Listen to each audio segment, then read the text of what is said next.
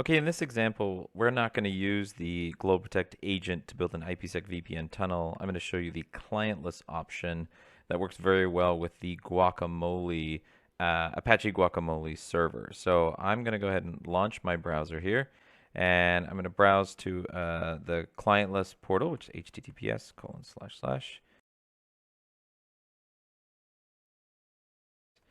Okay, once we get here, I'm going to log in using the Jeff2 account and my password. Now I've only configured one application which automatically takes me to Guacamole. So notice I didn't have to select on a particular application. I guess I'll say allow.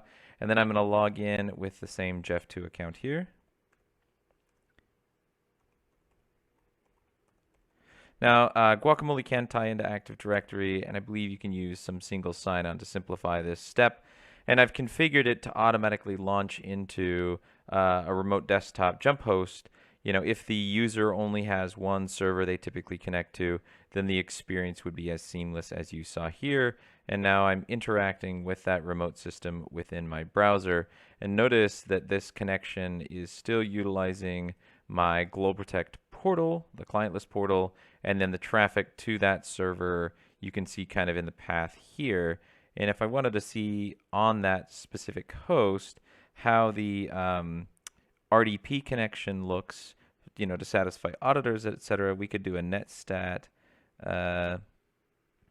dash A, and you can see there is still loading.